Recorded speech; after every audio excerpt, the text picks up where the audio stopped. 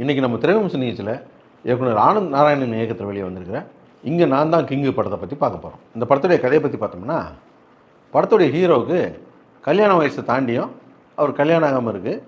ஏன்னா எங்கே போனாலும் மாப்பிள்ளைக்கு சொந்தமாக வீடு இருக்கா அப்படின்னு கேட்குறாங்கிறதுக்காக அவர் ஒரு 25 லட்ச ரூபாய் கடனை வாங்கி சொந்தமாக ஒரு ஃப்ளாட்டை வாங்கிடுறாரு. இப்போ அவருக்கு ஒரு ஜமீன் வீட்டில் சம்மந்தம் கிடைக்குது, லைஃப்பில் செட்டில் ஆகிட வேண்டியது தான் அப்படின்னு சொல்லிட்டு அந்த கல்யாணத்தை பண்ணால் அதுக்கப்புறம் தான் அவருக்கு பிரச்சனையே வருது. அது ஒரு திவாலான ஜமீன் குடும்பம். பொண்ணை கட்டினதும் இல்லாமல் ஜமீன்தாரியும் அவருடைய மகனையும் சேர்த்து இவர் வளர்க்க வேண்டியதாக இருக்குது. இது ஒரு பக்கம் பிரச்சனையாக போய்கிட்டு இருந்தா, இதுக்கப்புறம் ஒரு தீவிரவாதி கதை ஒன்று வருது. அந்த தீவிரவாதி கதைக்கும் ஹீரோவுக்கும் என்ன சம்பந்தம், அதுக்கப்புறம் என்னாச்சு அப்படிங்கிற இந்த படத்துடைய கதை. இந்த படத்தில் பிரச்சனை என்னென்னா, கதையாக இது ஒரு நல்ல காமெடி படத்துக்கான கதை தான்.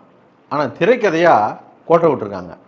குறிப்பாக சொல்லப்போனால், நான் முதல்ல சொன்ன மாதிரி ஹீரோவுக்கு கல்யாணத்துக்காக முயற்சி பண்ணுறாரு, அதுக்காக என்னென்ன வேலையை பார்க்குறாரு, அதுக்கப்புறம் ஒரு ஜமீன்தார் குடும்பத்தில் கல்யாணம் பண்ணுறாரு, அதில் பிரச்சனை இருக்குது அப்படிங்கிறது ஒரு கதையை கொண்டு போயிட்டு, அப்புறமா தீவிரவாதி கதை அப்படின்னு சொல்லி ஒன்று கொண்டு வந்து ஆரம்பித்த கதை ஒன்று, அதுக்கப்புறம் போகிற கதை ஒன்றா இருக்குது. இது கதை எதை நோக்கி போகுதுன்னே நமக்கு தெரியல. குறிப்பாக இந்த திரைக்கதையில் ஒரு விஷயம் சொல்லுவாங்க, எந்த ஒரு படமாக இருந்தாலும் படம் ஆரம்பித்து ஒரு 20 நிமிஷத்துக்குள்ளே இந்த கதை எதை நோக்கி போகுது அப்படிங்கிறத சொல்லிடணும் அப்படின்னு சொல்லுவாங்க. ஆனால் இடைவேளை நேரத்தில் தான் இந்த கதை எதை நோக்கி போக போகுது அப்படிங்கிறது நம்ம புரிஞ்சிக்க வேண்டியதாக இருக்குது. அதுக்கப்புறம் இன்னொரு கதையை புரிஞ்சிக்கிட்டு நம்ம வந்து இந்த கதையோடு ஒன்றி பார்க்க வேண்டியிருக்கு. அதுக்குள்ளெல்லாம் நம்ம ரொம்ப டயர்டாகிடுறோம். ஃபஸ்ட் ஹாஃபில் ஒவ்வொரு கேரக்டரையும் அறிமுகப்படுத்தி கதையை ஒரு கன்ஸ்ட்ரக்ட் பண்ணி ஒரு பாயிண்டில் கொண்டு வந்து நிறுத்துறதுக்கு ஒரு டைம் எடுத்துக்கிறாங்க அப்படின்னு எடுத்துக்கிட்டால் கூட ஃபஸ்ட் ஹாஃபை பொறுத்தளவுக்கு போர் அடிக்காமல் நகர்ந்து போச்சு. செகண்ட் ஹாஃபில் வழக்கமாக சுந்தர்சி படத்தில் வர்ற மாதிரி சந்தானம் படத்துலேயும் ஒரு பேட்டர்ன் இருக்குது. 2-3 ஏரியாவில் இருக்கிற கேரக்டர்ஸு எல்லாம் ஒன்று மிஸ் அண்டர்ஸ்டாண்டிங் பண்ணிக்கிட்டு எல்லாம் ஒரு இடத்துல குமியும், அந்த இடத்துல ஒரு காமெடி பண்ணுவாங்க. அந்த மாதிரி இந்த படத்துலையும் ஹாஸ்பிட்டலில் ஒரு சீன் இருக்குது, கிளைமேக்ஸில் ஒரு சீன் இருக்குது. அங்கெல்லாம் வந்து பெரிய காமெடி பண்ணியிருப்பாங்க. நீங்கள் கடைசியாக வந்த டிடி ரிட்டர்ன்ஸாக இருக்கட்டும், அதே போல் இந்த கடைசியாக வந்த சந்தானம் படத்தில் கூட அந்த கன்னிவேடி சீனு இதெல்லாம் வந்து அந்த மாதிரி தான் ஒர்க் ஆகிருக்கும்.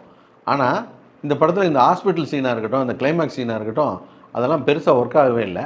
படத்தில் ஒரு டெட் பாடி காமெடி ஒன்று வரும், படம் ஃபுல்லாக த்ரோட்டாக அது வரும். அதை வச்சு என்னென்னமோ மேஜிக் பண்ணியிருக்கலாம். உதாரணத்துக்கு சொல்ல போனால் மகளிர் மட்டும் படத்தில் நாகேஷ் டெட் பாடியாக வருவார், ஒரு 5-6 நிமிஷம் அந்த சீன் இருக்கும். எக்ஸ்ட்ராடினரியாக பண்ணியிருப்பாங்க அந்த காமெடியை. அந்த மாதிரி இதை ஒர்க் பண்ணாமல் இவங்க காமெடின்னு ஒர்க் பண்ணதெல்லாம் சீரியஸான சீனாக போயிடுச்சு. அதே போல் ஒரு 2 சாங் வந்து லிப்ஸிங் இல்லாமல் ஓடிக்கிட்டுருக்கு. சினிமாவில் வழக்கமாக என்ன பண்ணுவாங்கன்னா, ஷூட்டிங் போகிறதுக்கு முன்னே சாங் ரெடியாக இல்லைனா டம்மியாக லிரிக்ஸை போட்டு சாங்கை ஷூட் பண்ணிட்டு வந்துடுவாங்க. அது சும்மா ஒரு லிப் மூவ்மெண்ட் கொடுத்து, அது மாதிரி இதில் லிப் மூவ்மெண்ட்லாம் வந்து சிங்கே ஆகாமல் ஓடிக்கிட்டு இருக்குது. சில இடங்களில் லிப் மூவ்மெண்ட்டே இல்லாமல் ஓடிக்கிட்டு இருக்குது. அது என்ன ஐடியாவில் பண்ணாங்கன்னு தெரியல. மொத்தத்தில் இந்த படம் எப்படி இருக்குது அப்படின்னு கேட்டிங்கன்னா, சமீபத்தில் வந்த சந்தானம் படங்களில் டிடி ரிட்டர்ன்ஸு, இந்த வடக்குப்பட்டி ராமசாமி, இந்த ரேஞ்சில் இந்த படம் இல்லைன்னா கூட இந்த கிக்கு 80s பில்டப் மாதிரி காட்டு மொக்கையெல்லாம் இல்லை, ஓரளவுக்கு சுமாராக இருக்குது. வழக்கமாக தமிழ் சினிமாவில் நம்மளை கூட்டு போய் உள்ளே வச்சு ஊமை குத்துவாங்க. வடிவேலு சொன்ன மாதிரி வழக்கமாக 5 குத்து குத்துறவங்க இந்த படத்தில் 2 குத்து தான் குத்திருக்காங்க.